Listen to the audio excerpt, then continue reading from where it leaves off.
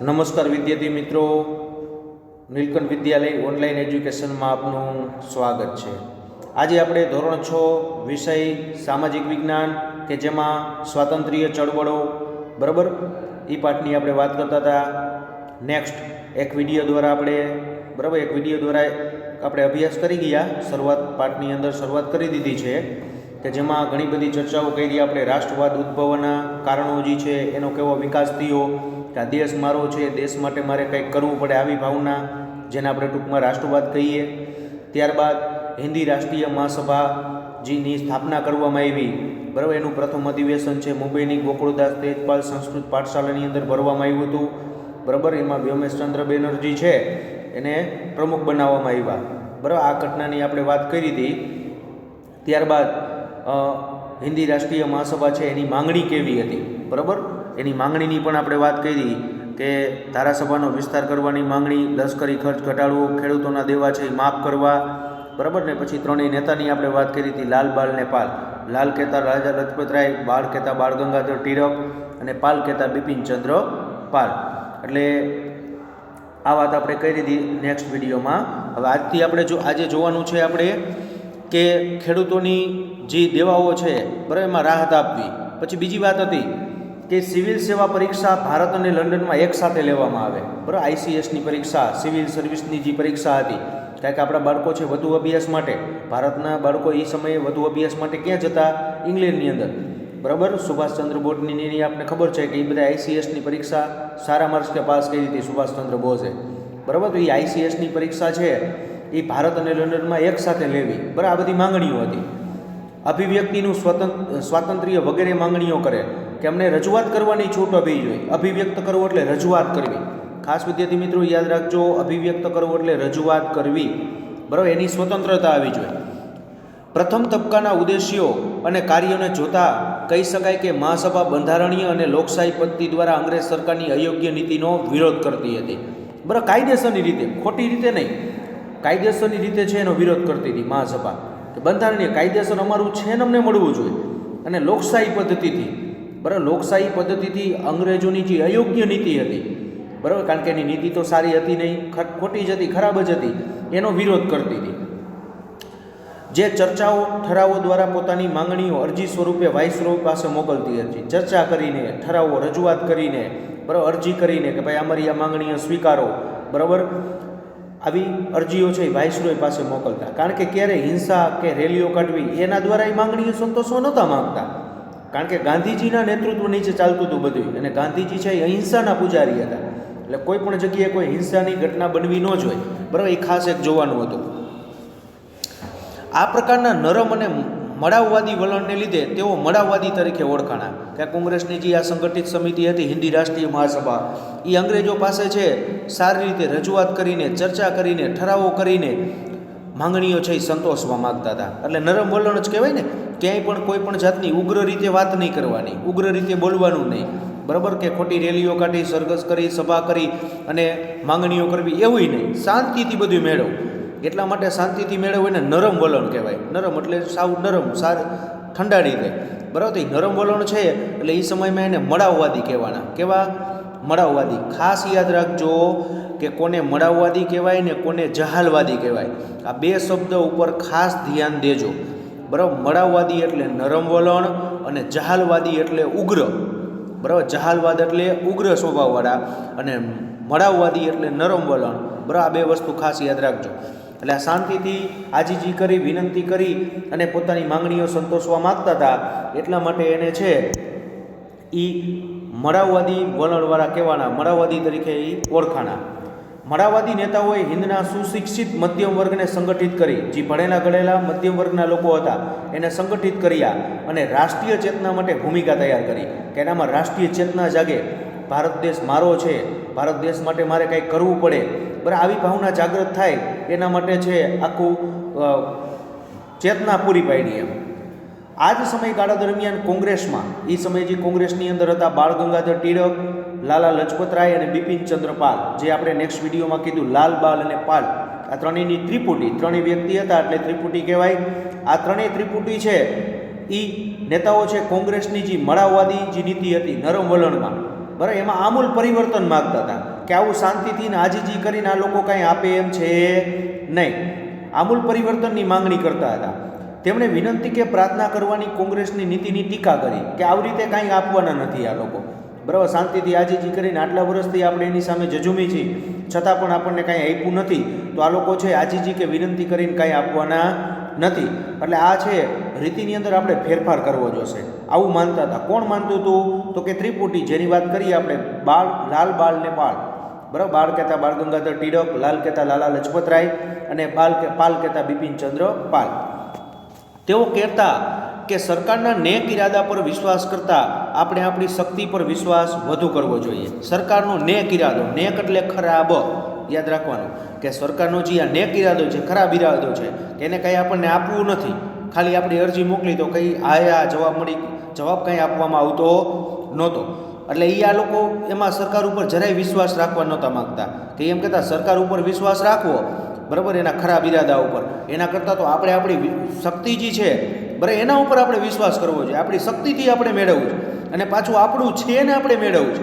આજીજી કે વિનંતી નથી કરવાની, આપણું છે ને આપણે મેળવવાનું છે, બરાબર, એવું માનતા હતા. તેઓ જહાલવાદી તરીકે ઓળખાણા, બરાબર, કે ઉગ્ર સ્વભાવવાળા. ઉગ્ર સ્વભાવ એટલે જહાલવાદી નેતાઓ. ટિળક મહારાજે, બરાબર, લાલ બાળ ને પાલની અંદર આપણે વાત કર્યું કે બાળ ગંગાધર ટિળક, તો ટિળક મહારાજે શું જાહેર કર્યું ખાસ યાદ રાખજો, બરાબર. ટિળક મહારાજે શું કીધું આ ખાસ યાદ રાખજો, એનું સૂત્ર છે, ખાસ યાદ રાખજો. એક વાક્યના પ્રશ્નમાં પણ તમારે હશે, આમાં એક શબ્દની ભૂલ ન ચાલે, કે સ્વરાજ મારો જન્મસિદ્ધ અધિકાર છે, તે હું લઈને જ જંપીશ, બરાબર. ટિળક મહારાજે એવું કીધું કે સ્વરાજ છે ને એ તો મારો જન્મસિદ્ધ અધિકાર છે અને તે હું લઈને જ જંપીશ. સ્વરાજ એટલે આપણા દેશમાં આપણું રાજ, બરાબર, એ આપણા દેશમાં આપણું રાજ, અને એ મારો જન્મસિદ્ધ અધિકાર છે. અમારા દેશમાં અમારું જ રાજ હોવું જોઈએ, વિદેશી હુકુમતનું રાજ હોવું જોઈએ નહીં, આવું ટિળક માનતા હતા. અને એને કીધું કે આપણા દેશમાં આપણું રાજ, એટલે સ્વરાજ મારો જન્મસિદ્ધ અધિકાર છે અને તે હું લઈને જ જંપીશ, કે જ્યાં સુધી મળશે નહીં ત્યાં સુધી હું શાંતિથી રહેવાનો નથી. એટલા માટે લાલ બાલ ને જે પાલની કામગીરીના પરિણામે જાગૃત થયેલો હિન્દનો યુવા વર્ગ, એને યુવાનોને જાગૃત કર્યા કે આપણું છે ને આપણે મેળવવાનું છે, તો વટથી મેળવવાનું છે, આજીજી કે વિનંતી કરીને નહીં. એટલા માટે આ બધા લોકો છે જહાલવાદી કહેવાના, ઉગ્ર સ્વભાવમાં માનવાવાળા. ઉત્સાહી, આત્મવિશ્વાસી અને આક્રમક હતો. એની સાથે જે યુવા વર્ગ એને ઊભો કર્યો હતો એ ઉત્સાહી હતો કે કંઈક મેળવવું છે, અને આત્મવિશ્વાસ કે ના ચોક્કસ મળશે એટલો એને આત્મવિશ્વાસ હતો. અને પાછા હતા આક્રમક, કે કોઈ પણ સંજોગોની અંદર આપણું છે ને આપણે મેળવવું છે. હવે આ જહાલવાદી નેતાઓમાં પોતાના વિચારોનો ફેલાવો કરવા, આ જહાલવાદના વિચારો છે એ ફેલાવવા માટે લોકમાન્ય ટિળકે ધી મરાઠા અંગ્રેજી ભાષાની અંદર અને કેસરી જે મરાઠી ભાષાની અંદર પુસ્તક લખ્યું, બરાબર, કે જેના દ્વારા લોકો છે વાંચી અને એમાંથી છે એ આઝાદીની લડાઈ માટે તૈયાર થાય, દેશ માટે બલિદાન આપવા માટે તૈયાર થાય. લાલા લજપતરાયે ધી પંજાબી, ધી પ્યુપિલ અને બિપિનચંદ્ર પાલે ન્યૂ ઇન્ડિયા સાપ્તાહિક અને વંદે માતરમ વર્તમાનપત્રો શરૂ કર્યા. આ બધા એના પુસ્તકો છે, ખાસ યાદ રાખજો. એને કઈ વસ્તુ શરૂઆત કરી જોજો ખાસ, કે આપણે પાછું એક વખત રિપીટ કરીએ. લોકમાન્ય ટિળકે ધી મરાઠા, પણ કઈ ભાષામાં હતું? અંગ્રેજી ભાષામાં. પછી કેસરી મરાઠી ભાષામાં. આ બે પુસ્તક લોકમાન્ય ટિળકના છે. લાલા લજપતરાયે ધી પંજાબી અને ધી પ્યુપિલ, બરાબર, એ બે લેખા પુસ્તક. બિપિનચંદ્ર પાલે ન્યૂ ઇન્ડિયા એક સાપ્તાહિક શરૂ કર્યું, અઠવાડિયે પ્રસિદ્ધ થતું. અને વંદે માતરમ વર્તમાનપત્ર એટલે દરરોજ જે છાપવું આવતું એ પ્રમાણે, બરાબર, શરૂ કરવામાં આવ્યું. ત્યારબાદની આપણે ઘટનાની વાત કરીએ તો વિદ્યાર્થી મિત્રો, આપણે અગાઉ પણ કીધેલું છે કે અંગ્રેજ શાસનકાળ દરમિયાન સૌથી મોટો વિસ્તાર જો હિન્દુસ્તાનમાં કોઈ હોય તો એ છે બંગાળ. કારણ કે અત્યારનું બંગાળ, બિહાર ને ઓરિસ્સા, અત્યારની વાત કરું છું, અત્યારનું બંગાળ, બિહાર, ઓરિસ્સા અને બાંગ્લાદેશ, આ બધું એ સમયે બંગાળ કહેવાતું, એક જ પ્રાંત હતો એ સૌથી ત્યારે. એટલે બ્રિટિશ અંગ્રેજો જ્યારે શાસન કરતા ત્યારે સૌથી મોટામાં મોટો વિસ્તાર એટલે બંગાળ. અને વિદ્યાર્થી મિત્રો, આ ક્રાંતિકારી જે પ્રવૃત્તિ છે, આઝાદીની લડાઈ માટેની જે શરૂઆત છે એ હંમેશા બંગાળથી જ થઈ હતી. સૌથી વધુ ક્રાંતિકારીઓ આપણને જો કોઈ પ્રદેશ આપ્યા હોય તો એ માત્ર ને માત્ર બંગાળ છે. આપણે ગૌરવ લીધા જેવી વાત છે બંગાળની અંદરથી, કે આઝાદીની લડત માટે જે કાંઈ આપણા ક્રાંતિવીરો તૈયાર કર્યા એ બંગાળે કર્યા. તો એની વાત કરવાની છે વિદ્યાર્થી મિત્રો, કે ઈસવીસન 1905ની અંદર જ્યારે ભારતની અંદર વાઇસરોય તરીકે આવ્યા હતા લોર્ડ કર્ઝન, બરાબર, એને નીતિ અપનાવી હતી ડિવાઇડ એન્ડ રૂલ્સ, ભાગલા પાડો ને રાજ કરો, બરાબર. ડિવાઇડ એન્ડ રૂલ્સ એટલે કે ભાગલા પાડો ને રાજ કરો. એને ખબર હતી કે ભારતીયો કે હિન્દુસ્તાનીઓ જ્યારે એક થયા અને એક થઈને જો આપણી સામે લડ્યા તો આપણે ભારત દેશ મૂકવાનો વારો આવશે. એના કરતાં એના અંદરો અંદર આપણે ભાગલા પાડી તો એ અંદરો અંદર લડાઈ ઝઘડા કર્યા રાખશે અને આપણે રાજ કરશું. એટલે જ વિદ્યાર્થી મિત્રો આપણે કીધું છે ને કે એક લાકડી છે ને દિવાલ સાથે અથડાવવામાં આવે તો એ તૂટી જાય, પણ એ જ લાકડીઓ બધી જો ભેગી મળીને આખો ભારો બાંધે અને એ ભારો જે જ્યારે છે એ કોઈ દિવાલ સાથે અથડાવવામાં આવે તો લાકડી તૂટતી નથી. એટલે હંમેશા સંગઠનમાં જ જીત છે. આના ઉપરથી કહેવાનો મતલબ એ કે આપણે સંગઠિત રહેશું તો કોઈ પણ વ્યક્તિ આપણે ક્યારેય આંગળી ચીંધી શકશે નહીં. નીતિના એક ભાગરૂપે વહીવટી સુગમતાના બહાના નીચે વહીવટી સરળતા માટે એ લોકોએ બાનું કાઢ્યું હતું. વાઇસરોય કરજને છે બાનું કાઢ્યું કે આટલું મોટું બંગાળ છે એનું એક જગ્યાએથી વહીવટ કરવો શક્ય નથી, એટલા માટે જો બંગાળના 2 ભાગ પાડી દઈ બરાબર તો સારી રીતે વહીવટ થાય. આ એનું બાનું હતું. બાકી જો કાયદેસર એને વહીવટી ખાતર જો એને ભાગ પાડવા હોત તો 3 ભાગ ન પાડી દેવાય, બંગાળ, બિહાર ને ઓરિસ્સા 3 ભાગ પાડી દીધા હોત તો કાંઈ પ્રશ્ન હતો નહીં. પણ આ તો વહીવટનું તો ખાલી બાનું હતું. એને એ લોકોએ 1905માં કરજને ભાગ પાડ્યા બંગાળના. તો કઈ રીતે ભાગ પાડ્યા? પૂર્વ બંગાળ અને પશ્ચિમ બંગાળ. પૂર્વ બંગાળ એટલે એમાં સૌથી વધુ વસ્તી છે મુસ્લિમોની હતી, અત્યારનું જે બાંગ્લાદેશ છે તે, અને પશ્ચિમ બંગાળ જેમાં હિન્દુઓની વસ્તી હતી. તો આ લોકો છે એ હિન્દુ અને મુસ્લિમ વચ્ચે ભાગ પાડી અને કોમવાદ ઊભો કરવા માગતા હતા કે જેથી કરીને એ અંદરો અંદર લડાઈ કર્યા રાખે અને આપણે રાજ કર્યા રાખીએ, એટલા માટે એને ભાગ પાડ્યા હતા. બાકી વહીવટનું તો ખાલી બાનું હતું. જો વહીવટી ખાતર એને ભાગ પાડવા હોત તો આવી રીતે 3 ભાગ પાડ્યા હોત તો, પણ નહીં. એનું કારણ જ ખાલી એક જ હતું કે એને કોમવાદ ઊભો કરવો હતો, એટલા માટે. પછી આજે બંગાળના ભાગલા પાડ્યા એની સામે છે બહિષ્કારના આંદોલન થયા, રાષ્ટ્રીય શિક્ષણ કે આપણા દેશમાં આપણું શિક્ષણ લેવું જોઈએ, સ્વદેશી વસ્તુઓનો પ્રસાર બરાબર કે વિદેશી કાપડ છે એનો વિરોધ કરો, ઠેર ઠેર કાપડની હોળી કરવામાં આવી, વિદેશી કાપડ છે એને સળગાવવામાં આવ્યું, એને કાપડની હોળી કહેવાય, જેમાં વીર સાવરકર છે આવા બધા નેતાઓએ ભાગ લીધો હતો. પછી બંગભંગનું આંદોલન ચલાવવામાં આવ્યું, બંગાળના ભાગલા કોઈ પણ સંજોગોમાં રદ કરો બરાબર, એના માટે આંદોલન ચલાવવામાં આવ્યું. અને એટલી બધું ઉગ્ર આંદોલન ફેલાયું આખા ભારતની અંદર કે આંદોલનની અસરના કારણે 1905માં જે ભાગ પડ્યા હતા એ 1911માં અંગ્રેજ સરકારે બંગાળના ભાગલા રદ કરવા પડ્યા. અને ભારતીયોનો આ એક યાદગાર વિજય હતો. મિત્રો, આ એક વિજયના રૂપમાં નહીં પરંતુ અહીંથી એક ક્રાંતિકારીની જ્યોત પ્રગટ થઈ અને લોકો બધે જાગૃત બન્યા કે આપણે જો સંગઠિત થઈને કોઈ પણ કાર્ય કરશું તેમાં ચોક્કસ આપણને સફળતા મળશે.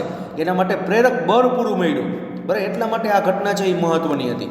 યાદ રાખવાનું, 1905ની અંદર લોર્ડ કર્જને બંગાળના 2 ભાગલા પાડ્યા અને 1911ની અંદર પાછા એ અંગ્રેજ સરકારે એ ભાગલાને રદ કરવા પડ્યા, કારણ કે એટલો બધો ઉગ્ર વિરોધ થયો હતો એટલા માટે.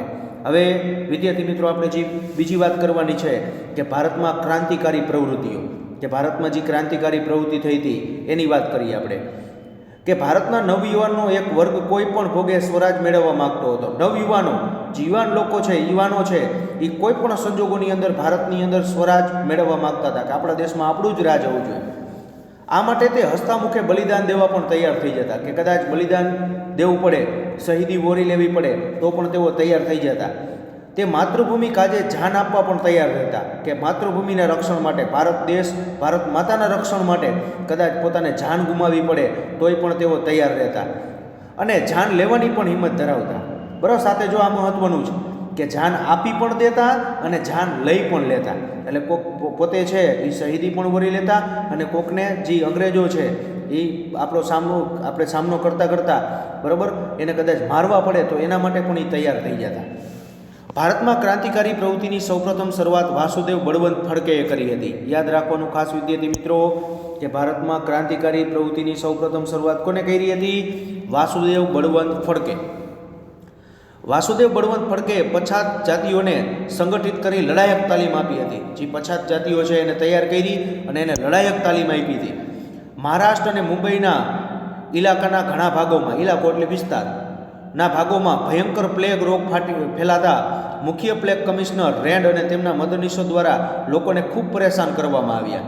હવે વિચાર કરો કેટલા બધા આપણા ઉપર અત્યાચાર કરવામાં આવતા કે આ સમયની અંદર જ્યારે આપણે ક્રાંતિકારી પ્રવૃત્તિની વાત કરીએ તો એ સમયની અંદર મહારાષ્ટ્ર અને મુંબઈના જે ઇલાકાઓ છે, વિસ્તારો છે બરાબર, એની અંદર ભયાનક પ્લેગ રોગ ફાટી નીકળ્યો હતો બરાબર. કે અત્યારે કોરોનાથી પણ ખતરનાક હતો, ટપોટપ માણસો મળતા હતા. એ સમયની અંદર અંગ્રેજ જે પ્લેગ કમિશનર પ્લેગ રોગ માટે કમિશનરની નિમણૂક કરી હતી રેન્ડ નામના, બરાબર. એ લોકોને મદદ કરવાની તો આગી રહી, પણ લોકોને પરેશાન કરતા હતા. ત્યારે દામોદર ચાફેરકર અને બાલકૃષ્ણ ચાફેરકર બંધુએ રેન્ડની હત્યા કરી નાખી. બરાબર, આવા આપણા ક્રાંતિકારીઓ હતા કે પ્લેગ રોગ ફાટી નીકળ્યો ત્યારે લોકોને મદદ કરવાની હતી, એની બદલે લોકોને હેરાન કરતા હતા. તો આ જે ક્રાંતિકારીઓ છે એનાથી આ જોવાનું નહીં. અને તરત જ દામોદર ચાફેરકર અને બાલકૃષ્ણ ચાફેરકર નામના બંધુઓ, બે ભાઈઓ છે, એને જે આ રેન્ડ જે પ્લેગ કમિશનર હતા, જે લોકોને હેરાન કરતા હતા, એની હત્યા કરી નાખી. વિનાયક સાવરકરે ઈસવીસન 1900માં મિત્ર મેલા નામની ક્રાંતિકારી સંસ્થા સ્થાપી, જે બાદમાં અભિનવ ભારત તરીકે ઓળખાણી.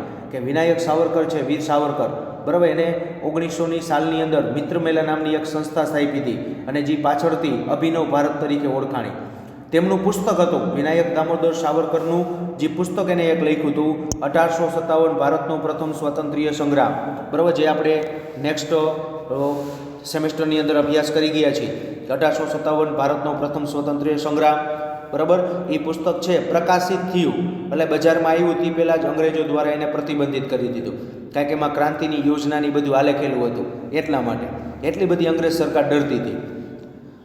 પ્રકાશિત થતાં પહેલાં પ્રતિબંધ થનારું વિશ્વનું પહેલું પુસ્તક હતું કે હજી પ્રકાશિત થયું, બજારમાં આવ્યું તે પહેલાં જ અંગ્રેજોએ એના ઉપર બેન લગાડી દીધો, પ્રતિબંધ ફરમાવી દીધો. તેમણે વિદેશમાં ક્રાંતિકારી પ્રવૃત્તિઓ ચલાવી અને જન્મટીપની સજા વહોરી. બરાબર, વિદેશની અંદર ક્રાંતિકારી પ્રવૃત્તિ કરવામાં કરી દીધી, એટલા માટે અંગ્રેજો દ્વારા એને જન્મટીપની સજા કરવામાં આવી હતી. જન્મટીપની સજા એટલે આજીવન, બરાબર, આજીવન જેલની સજા, કે જ્યાં સુધી મૃત્યુ ન થાય ત્યાં સુધી જેલમાં જ રહેવાનું, એને જન્મટીપ કહેવાય. આ જ અરસામાં જન્મટીપની સજા વહોરી લીધી. અંદમાન જેલમાં મોકલ્યા, જ્યાં તેમની તબિયત બગડતા ભારતમાં નજરકેદ રાખવામાં આવ્યા. અંદમાન નિકોબારની જેલ, બરાબર, જ્યાં કારાવાસની સજા કરવામાં આવતી, કારણ કે અંદમાન નિકોબાર છે ટાપુ છે, બરાબર, એ તો આપણને ખબર જ છે ને, જે ભારતનો જ ભાગ છે. ટાપુ, વચ્ચે જ જમીન, ફરતી બાજુ પાણી. હવે અહીંયા જેલ હોય, કદાચ દરવાજા ખુલ્લા હોય તો જાવ ક્યાં? કેટલો સમય તમે તરીને કાંઠે સુધી, કિનારે સુધી પહોંચો ત્યાં તો પૂરું થઈ જાય. એટલે આ જેલની અંદર એને મોકલવામાં આવ્યા, પરંતુ ત્યાં તેની તબિયત લથડી બગડી, એટલા માટે એને ભારતમાં નજરકેદ રાખ્યા. નજરકેદ રાખવા એટલે એક જ મકાનમાં રહેવું, બરાબર, એક નક્કી કરેલું મકાન અહીંયા રહેવાનું અને ફરતી બાજુ પોલીસવાળા ગોઠવાયેલો હોય, ઘરની બહાર તમારે નીકળવાનું નહીં, ઘરમાં જ રહેવાનું. આ અરસામાં કોલકાતામાં અનુશીલન સમિતિની સ્થાપના કરવામાં આવી. બારિન્દ્ર ઘોષ પછીથી તેના મુખ્ય આગેવાન બન્યા. કલકત્તાની અંદર અનુશીલન એક આખી સમિતિ ટીમ બની અને જેના પ્રમુખ છે, આગેવાન છે, બારિન્દ્ર ઘોષ બન્યા. આ સંસ્થાએ પણ ક્રાંતિકારી સાહિત્ય, તાલીમ વગેરે દ્વારા ક્રાંતિકારી પ્રવૃત્તિનો સારો ફેલાવો કર્યો. ક્રાંતિકારી પ્રવૃત્તિ, ક્રાંતિકારી સાહિત્ય બધું ભેગું કર્યું, તાલીમ આપી, બરાબર, બંદૂક ચલાવવાની એની બધી, અને ક્રાંતિકારી પ્રવૃત્તિ છે એને વેગ આપ્યો. ખુદીરામ બોઝ અને પ્રફુલ્લ ચાકીએ બંગાળમાં ક્રાંતિકારી પ્રવૃત્તિ ચલાવી. ખુદીરામ બોઝ અને પ્રફુલ્લ ચાકી, બરાબર, આ બે વ્યક્તિઓએ પણ બંગાળની અંદર ક્રાંતિકારી પ્રવૃત્તિ ચલાવી. ન્યાયાધીશ કિંગ ફોર્ડની હત્યા કરવા યોજના ઘડી, બરાબર, જે ન્યાયાધીશ હતા, અંગ્રેજ ન્યાયાધીશ, બરાબર, અદાલતના ન્યાયાધીશ તરીકે અંગ્રેજ વ્યક્તિ હતા કિંગ ફોર્ડ. તો એ શું કરતા? તો કે ભારતીયો છે એને સજા કરે, અંગ્રેજનો વાંક હોય તો એને સજા કરવામાં આવે નહીં. એટલે ખુદીરામ બોઝ ને પ્રફુલ્લ ચાકીને ત્યારથી નજરમાં આવી ગયા કે આ વ્યક્તિ છે એની કોઈ પણ સંજોગોમાં હત્યા કરી નાખવી છે, કારણ કે આપણા લોકો છે નિર્દોષ હોય છતાં પણ એને સજા કરવામાં આવે, એટલા માટે એને ન્યાયાધીશ કિંગ ફોર્ડની હત્યા કરવા માટેનું આયોજન કર્યું, બરાબર. તો અને એના આયોજન માટે તેઓએ જ્યારે ન્યાયાધીશ કિંગ ફોર્ડ એના પત્નીની છે એ બગી લઈને, બગી એટલે ઘોડાગાડી, બરાબર, ઘોડાગાડીની અંદર જે આપણે ઘોડાગાડી જે કહીએ, બરાબર, તો એ ઘોડાગાડીની અંદર છે એ બજારમાં નીકળ્યા ત્યારે છે એ ન્યાયાધીશ ઉપર બોમ્બ ફેંકવામાં આવ્યો. કોના દ્વારા? ખુદીરામ બોઝ અને પ્રફુલ્લ ચાકી દ્વારા બોમ્બ ફેંકવામાં આવ્યો. પરંતુ કિંગ ફોર્ડની જગ્યાએ ગાડીમાં બેઠેલ વકીલ કેનેડીના પત્ની અને તેમની દીકરી મૃત્યુ પામ્યા.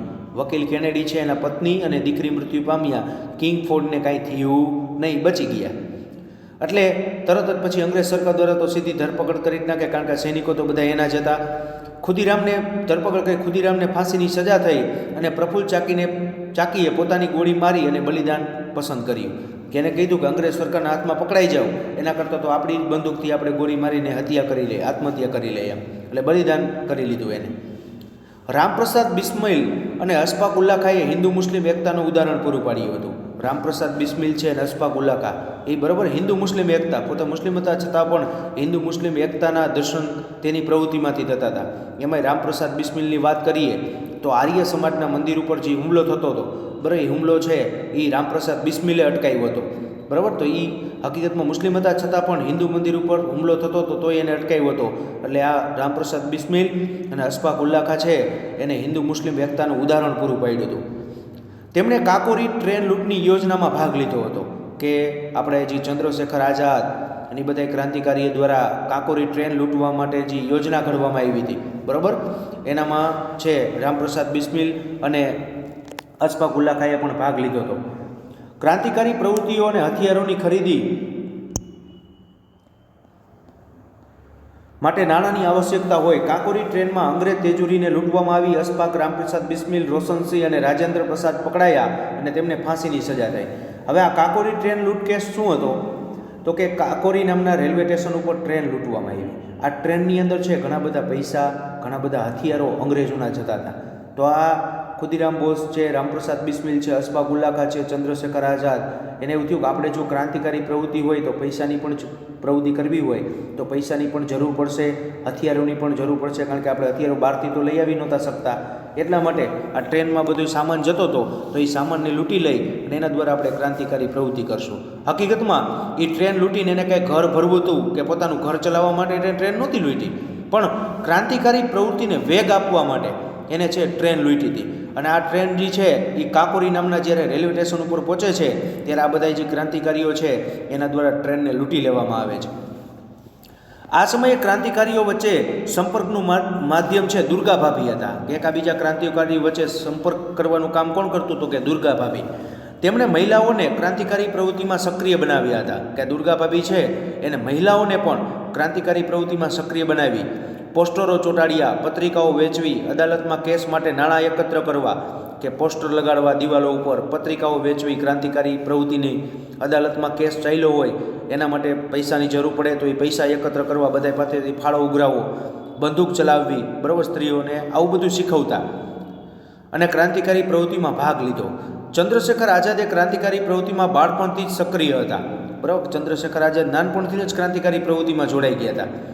કાકોરી લૂંટમાં પણ સક્રિય રહ્યા હતા, બરાબર. કાકોરી ટ્રેન લૂંટની અંદર પણ સક્રિય ફાળો તેઓએ આપ્યો હતો અને આખી ટીમ જ એને ઊભી કરી હતી અને કાકોરી ટ્રેન છે એ સફળતાપૂર્વક લૂંટી લીધી હતી, બરાબર. ને પછી ભલે એની ધરપકડ થઈ હતી બધા નેતાઓની છે, બરાબર, કે જેમાં અશફાક ઉલ્લા ખાં છે, રામપ્રસાદ બિસ્મિલ, રોશનસિંહ છે, રાજેન્દ્ર પ્રસાદ, આ બધાને પકડી અને એને ફાંસીની સજા ફટકારવામાં આવી હતી. અને ત્યારબાદ જે ચંદ્રશેખર આઝાદ છે એને પણ ધરપકડ કરવામાં આવી હતી, પણ એ પકડાણા નહોતા, કારણ કે ચંદ્રશેખર આઝાદની પ્રતિજ્ઞા લીધી હતી. ખાસ વિદ્યાર્થી મિત્રો યાદ રાખજો, ચંદ્રશેખર આઝાદની પ્રતિજ્ઞા કે હું જીવતે જીવ અંગ્રેજ સરકારના હાથમાં પકડાઈશ નહીં. આ એની પ્રતિજ્ઞા હતી કે હું ક્યારેય પણ જીવતે જીવ અંગ્રેજ સરકારના હાથમાં જે પકડાઈશ જ નહીં. ઈસવીસન 1931માં અલ્હાબાદના આલ્ફ્રેડ બાગમાં અંગ્રેજો સાથેના સંઘર્ષમાં પોતાની જ પિસ્તોલથી શહીદી વરી લીધી. કે જ્યારે એક સમય એવો હતો કે જ્યારે અંગ્રેજ સરકાર એની પાછળ પડી હતી, બરાબર, એના સૈનિકોની બધાય, ત્યારે પછી આખી બજારમાં થઈ અને ત્યારે બપોરનો સમય દરમિયાન ચંદ્રશેખર આઝાદ છે એ અલ્હાબાદની અંદર આવેલો એક આલ્ફ્રેડ નામનો બાગ છે, બગીચો, બરાબર, એ બગીચામાં ઝાડવાની નીચે બેઠા હતા અને ત્યારે છે આ હકીકતમાં એ માહિતી કોકે છે અંગ્રેજોને આપી દીધી હતી, એટલા માટે કે ચંદ્રશેખર આઝાદ અહીંયા છે. અને ત્યારે ફરતી બાજુ બાગને ફરતી બાજુ અંગ્રેજ પોલીસવાળા ગોઠવાઈ ગયા અને બાગને ફરતી બાજુથી ઘેરી લેવામાં આવ્યો, બરાબર. અને ત્યારે અંગ્રેજોનો તોય છતાં ચંદ્રશેખર આઝાદે અંગ્રેજ સૈનિકોનો જ્યાં સુધી બંદૂકની અંદર ગોળીઓ સમાપ્ત ન થઈ ત્યાં સુધી સામનો કર્યો. એમ કાંઈ સીધી શહીદી વરી નહોતી લીધી, પણ જ્યાં સુધી બંદૂકમાં ગોળી ખલાસ ન થઈ ગઈ ત્યાં સુધી સતત અંગ્રેજો સામે જજુમતા રહ્યા અને આખરે પછી જોયું તો બંદૂકની અંદર એક જ ગોળી હતી અને એની પછી પ્રતિજ્ઞા હતી કે જીવતે જીવ અંગ્રેજ સરકારના હાથમાં પકડાઈશ નહીં. અને એ પ્રતિજ્ઞા છે એને કાયમ માટે યાદ રાખી હતી, બરાબર. અને એ પ્રતિજ્ઞા છે એનો છેલ્લે અમલ પણ કર્યો કે છેલ્લે બંદૂકની એક ગોળી હતી એનાથી એક ગોળીથી પોતે છે એ શહીદી વરી લીધી એક ગોળીની મદદથી. બાકી અંગ્રેજ સરકારના હાથમાં તેઓ પકડાણા નહીં. તો વિચાર કરો તો વિદ્યાર્થી મિત્રો કે આ પોતાની પિસ્તોલથી શહીદી વરી લીધી અને અહીંયાની એક નીચે પટકાઈ ગયા, જમીન ઉપર પડી ગયા, પટકાઈ ગયા એટલે પડી ગયા, તોય છતાં અંગ્રેજ પોલીસવાળા છે કે અંગ્રેજ અધિકારી કોઈ એની બાજુમાં નહોતા જતા, એટલા ચંદ્રશેખર આઝાદથી ડરતા હતા.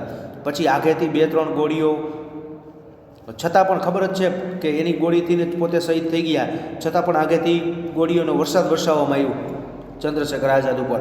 અને ત્યારબાદ નજીક જઈને ખાતરી કરવામાં આવી કે ના હવે પૂરું થઈ ગયું, પછી જ બધા નજીક આવ્યા. પણ નજીકે નહોતા આવતા, એટલા બધા અંગ્રેજો છે એ ચંદ્રશેખર આઝાદથી ડરતા હતા. તો વિદ્યાર્થી મિત્રો, આવા તો ઘણા બધા ક્રાંતિકારીઓ હતા, બરાબર. નામી અનામી કેટલા બધા, હજી નામી અનામી કે એવા કેટલાયના નામ આપણને હજી યાદ નથી, બરાબર. એવા કેટલા બધા ક્રાંતિકારીઓએ ભોગ દીધો હતો આ લડાઈની અંદર, ત્યારે આપણને આઝાદી મળી છે, બરાબર. ખાલી 2-4-10 વ્યક્તિને જેના નામ આપણે આવડે છે એનાથી કાંઈ આઝાદી નથી મળી. આવા કેટલાય નામી અનામી છે એ લોકો, નેતાઓ હતા, બરાબર, ક્રાંતિકારીઓ હતા કે જેની આટલી બધી મહેનત દ્વારા આપણને આ મહામૂલ્ય આઝાદી મળી છે. તો વિદ્યાર્થી મિત્રો, વિદેશોમાં જે ક્રાંતિકારી પ્રવૃત્તિની વાત છે એ આપણે નેક્સ્ટ વિડીયોની અંદર કરશું. અત્યાર સુધી જેટલું ચાલેલું છે એ ખાસ પાઠ્યપુસ્તકમાં રિવિઝન કરી જજો. આભાર વિદ્યાર્થી મિત્રો.